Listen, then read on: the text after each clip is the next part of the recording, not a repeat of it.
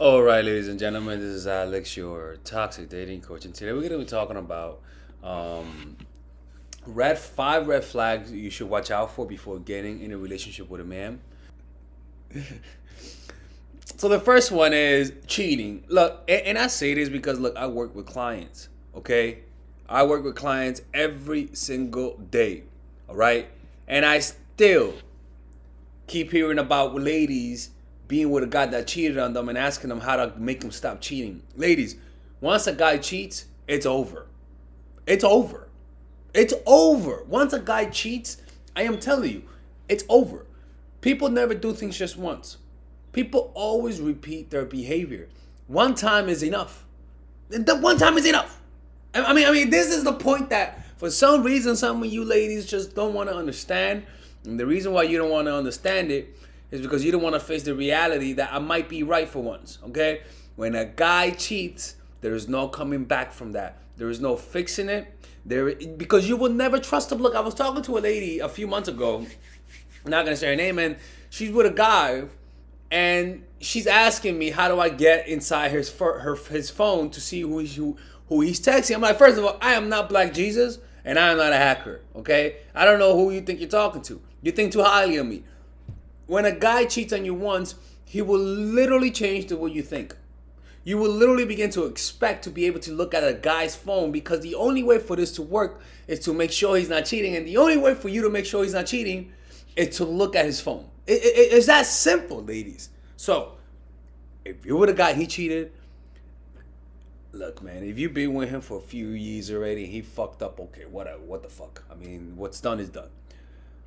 But if you just recently met a guy, or if a guy just recently cheated on you after years of him being faithful, there's no going back because you will never trust them. Next one, man. Physically or verbal abuse. I don't care if he calls you Precious from the movie. I don't care. I don't care if he kind of smacks you. I don't care if he kind of pushes you or even fucking shakes you. A push is a hit, and verbal name calling always and most likely leads to physical abuse. There is just no compromise in this. There is no compromise. There is no perhaps. There is no maybe. There is no what a no. There is no reason to be with a guy who abuses you physically and verbally. There is no reason. It's just no reason. If you have kids, look, that gets complicated, and I am not a marriage counselor or none of that kind of stuff. But I don't think that your kids want to see you getting your ass beat. Okay, let's just put it that way. Next one, narcissism and lack of accountability, which is pretty much narcissistic people. Ladies, if you're with a guy, let me tell you something, man. Let me put dating a criminal. Okay, let me include that as number four. We're gonna talk. This is actually six. If you date a criminal, because I like to listen a lot to mob stories. If you date a criminal, a drug dealer, a fucking any kind of criminal that's a career criminal, run.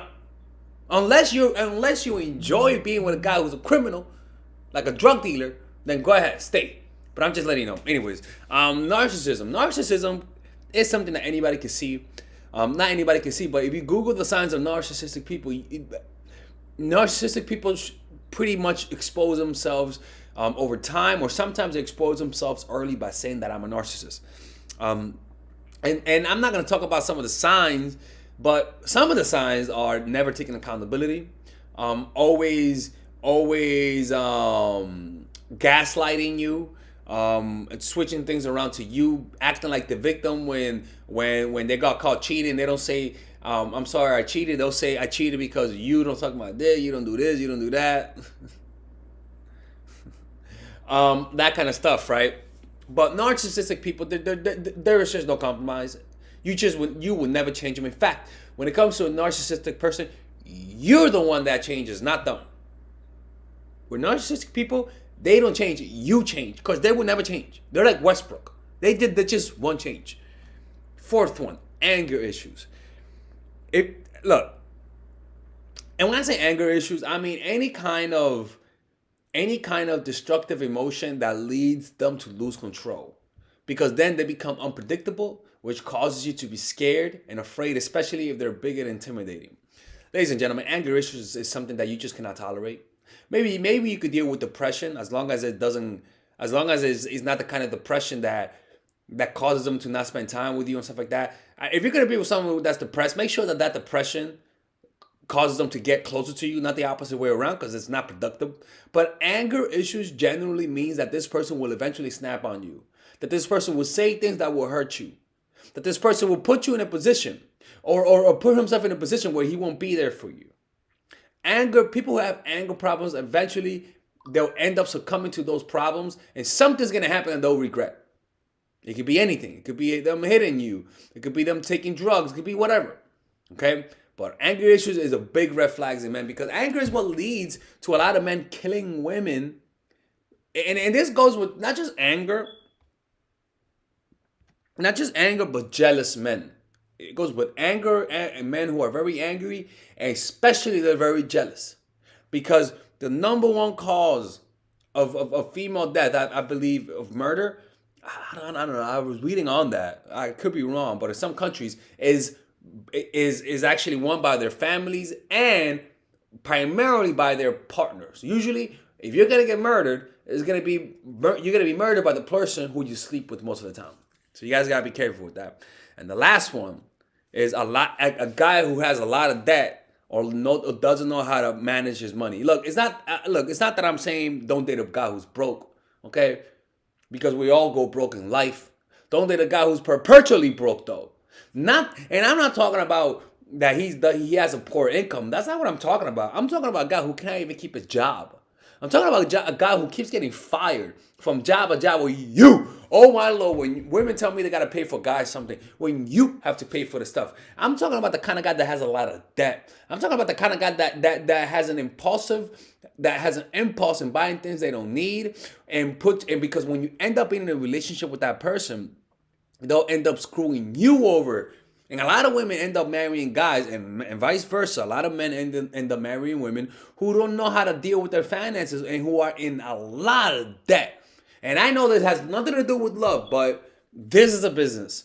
And if if you get married to a guy who has $100,000 in debt, it's not him who has $100,000 in debt. It's now you're in $100,000 in debt. Okay, so it's one of those things that is a touchy subject. But if you're gonna get with a guy, I think it's important, especially married. I think it's important you let them know you want to find out. Look, I don't know how to approach this, to be honest with you, because so many people get with people and they want to and they end up wanting to move together, but then they realize this person has shitty credit. This person doesn't know how to manage his money. And I'll be honest with you, I was one of those people. I really was. I was not a bad fling. But if you wanted to marry me, like most likely back then, I would have not been able to do that because I just wasn't good with my finances. I always smoked weed. I had a drug addiction. I still do. I smoke a lot of weed, right? But the point is that these things do matter, especially when you get married. And this is actually one of the regrets that people have when it comes to marrying certain people, is that they found out that this person was in huge debt after being married. Anyways, I hope you guys enjoyed this video. If you guys want one-on-one coaching to work with me, go to myfoottraction.org to work with Father Alex. All right, ladies and gentlemen, if you guys ever want to learn how to use your feminine energy to influence people, learn how to use your masculine energy to become more assertive, and also learn how to blend both energies to improve your dating life, your spiritual life, honestly, your relationship life, your family life, your career life, this is the course for you. If I had to make a course for my nieces, I have two nieces, one is 19 and one is 15.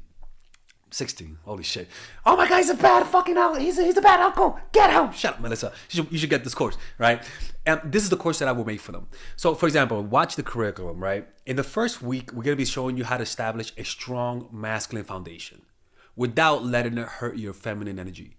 This masculine foundation is a source of who you are, right? It's your bodyguard. Without this, whatever feminine energy you create will be destroyed by the outside, because your masculine is your shield. So we'll talk about goal setting. We'll talk about how to develop a serious attitude. We're gonna be talking about how to use more logic, how to use more goal-oriented behavior. It's more how to be a man. Now the next one is how to embrace the feminine energy, right? This one will teach you about how to minimize excessive masculine traits, developing self-awareness, healing abundant feminine energy, regulating your emotion, mastering voice qualities and facial expressions, surrendering control, and allowing pain to be felt. This is honestly, this will supercharge, like Kaioken, your masculine energy. After that, we have femininity in the workplace, and how to be feminine in the workplace without letting people take advantage of you, and the nuances of how women in power should behave versus women who are subordinates in the workplace, and even the dress code. This is based on psychology, people. It's kind of insane. I'm actually excited about this one. The next week, we talk about navigating the labyrinth of male and female friendship, and this a lot of women find confusing, so we talk about that. And how to identify envious friends, how to identify the good friends, how to keep male friends, and how to keep female friends. Week 5, we talk about how to release the burden of the past and stop and destroy mental projections. This is actually really powerful. And then week 6, we talk about how to increase your observational power so that you could read people better. And we have a bunch of bonuses. The course starts at $99, and you guys can pre-order the course today at $69 before it goes out. If you're watching this, most likely I'm in the meditation retreat, so I will be praying for all of you guys. And just click on the description down below of the video. Right there, you'll see it, and you could pre-order that course. It's gonna be out by the end of next month or the beginning of February of March. One of the two, people, because I have a 10-day retreat to do, and I want to finish the course after the retreat, because I think the ideas are gonna be so much better. All right, man. I'll see you guys later. Pre-order, man. Oh, I'm closing the channel.